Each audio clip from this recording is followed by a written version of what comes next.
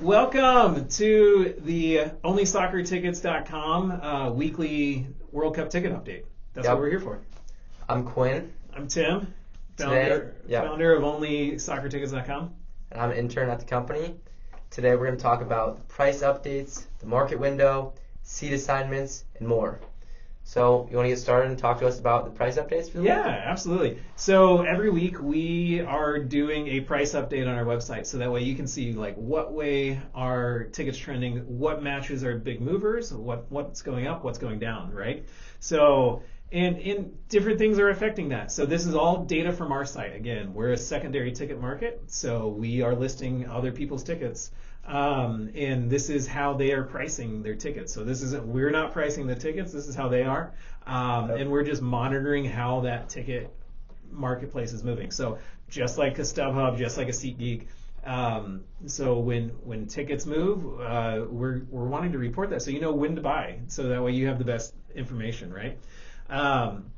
So what we're seeing across the matches this week was actually pretty flat. I think this is a little bit of a lull period because right now the transfer window is closed. You can buy tickets right now, but if you bought tickets right now, you're not going to get the ticket until the transfer portal opens again.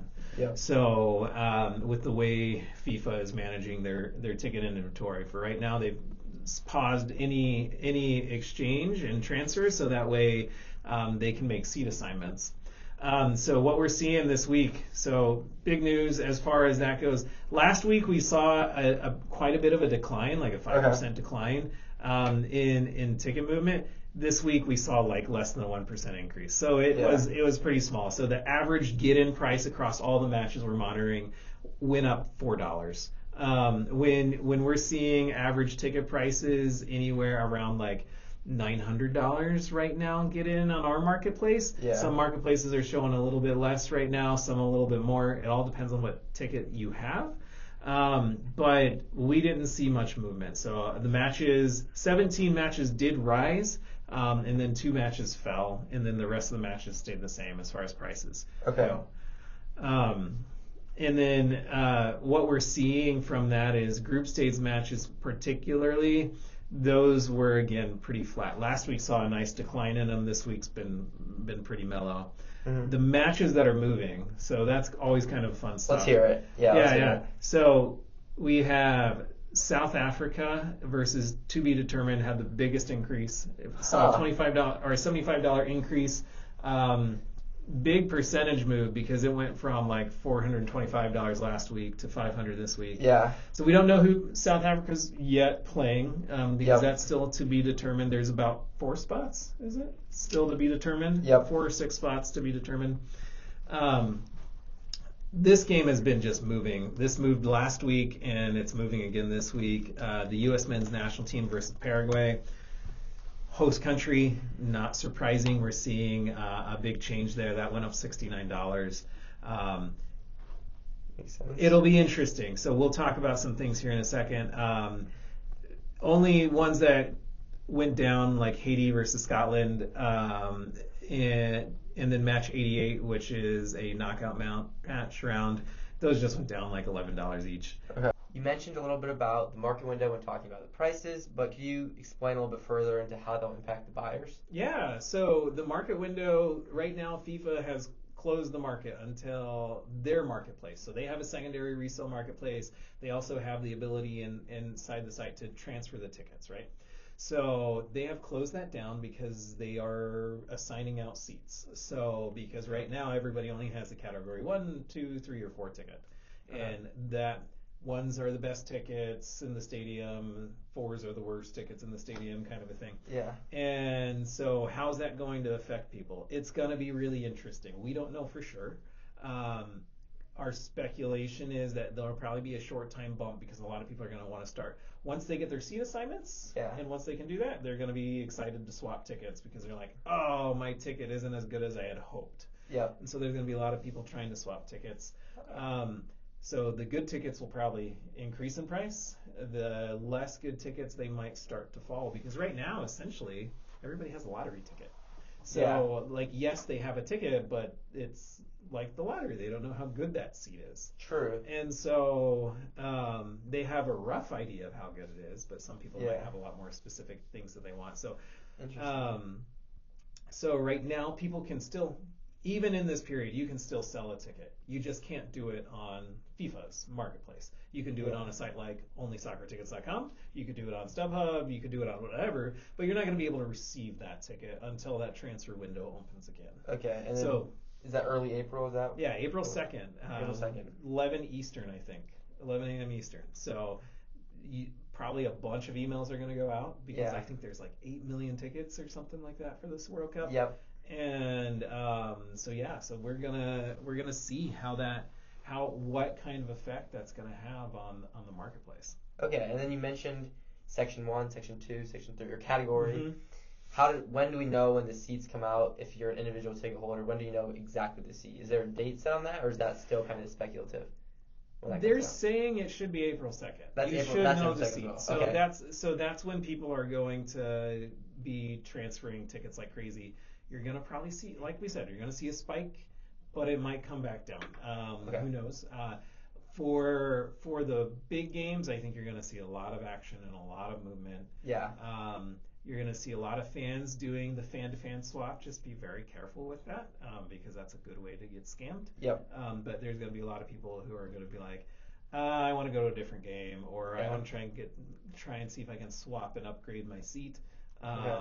And so people are going to be on like Reddit's subreddit for World Cup tickets this year, trying to swap tickets. We just got to be careful because there's no guarantee when you're doing that. So just don't be like, hey, dump money into this random like Venmo account, and Yeah. then suddenly you're out of ticket and money, or something like that. So just be Worst careful case there. scenario. Yeah. You heard it from the ticket expert himself. Don't fall for those little tricks that can happen Yeah. on third-party websites. Or not, or the direct. Honestly, Or directly. sometimes like a site like ours, your ticket's guaranteed. So like, Yep. if something bad happens, at least you're not out the money that you paid, right? Yeah, worst case scenario. And that happens a tiny little sliver of the time, like very tiny, where an order is what we call in the industry busts. Yeah. That happens so rare these days. But in those cases you have a guarantee. But if something goes bad on a fan-to-fan exchange or trade, like that's a super big opportunity for scammers. Mm-hmm. Okay, so we've talked about the logistics, we've talked about pricing, certain games, overall sentiment. Let's go into a little fun segment. Let's talk about what host city has the best food. Ooh. You go first. I'll go first. Okay. I'm going to go with Toronto. They got all sorts of foods, great diversity. We got Indian food, we got Asian food. Whatever you want, I feel like they have it there. It's a great city for food. Yeah. So I'm going to have to go with the T. What about you? Mexico City. Oh, that's a good one. I would just go and eat tacos. I'd become a taco by the end of the time I was there. But I mean, one of the greatest food cities in the world, Mexico City. I mean, Mexican food is some of the top food you can imagine. I know all the studies say it's like Italian food, and nothing against Italian food. I like Italians. I like Italian food, but man, if you want some flavor, you go Mexican food. You gotta go Mexico. All right. So if you see Mr. Flynn become a taco after the World Cup happens, you'll know why. So let's transition from this fun to some political things happening in the World Cup. I've heard things about Foxborough, a dilemma with them and FIFA, as well as Iran. I don't know if you guys have heard about that. Yeah. But let's talk about it. Big changes in the world. So when it comes to Foxborough, this is an easier one. For the past several weeks, the city of Foxborough, which owns Foxborough Stadium or Gillette Stadium, where the Patriots play normally, they have been holding out and saying we aren't going to approve the licenses for the World Cup to play because the host committee wasn't guaranteeing that they would pay for the security fees because the city is going to have to spend $8 million to help secure the area. In an unknown world, it costs a lot of money to protect all the fans, right? Yeah. And the city wasn't willing to pay that. And so they've been leaning on the Krafts who own the Patriots and all that, and they're like, you guys need to pay because you guys are going to make a lot of money, and this city doesn't want to pay it. So thankfully yesterday they came to an agreement, and there will be World Cup in Boston. So we're good to go. Sounds like the end of it there in Foxborough. Now let's go Iran. A little more of a global issue. Yeah. What's going on with that? I've heard they don't want to play in the U.S. Is there any verdict had on that? Yeah, so because of some comments from President Trump, obviously for the fact that the U.S. is bombing Iran, they don't want to support the United States government. Yeah. They requested that their matches be moved to Mexico because the World Cup's in 3 state countries right now. FIFA quickly shot that down and said no. So I think there's still a lot of concern out there. Is Iran going to be able to even play in this World Cup? Like, what happens if they say, you know what, we're pulling out? What happens? Who replaces it? I've heard talk it's going to be Iraq.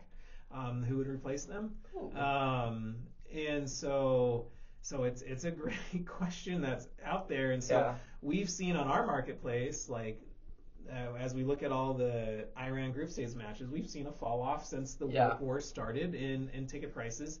So it's a great question that we're going to have to see what happens. Hopefully it all works out and that Iran is able to that this war ends quickly, that the people of Iran will be protected, and that everything will go back to normal.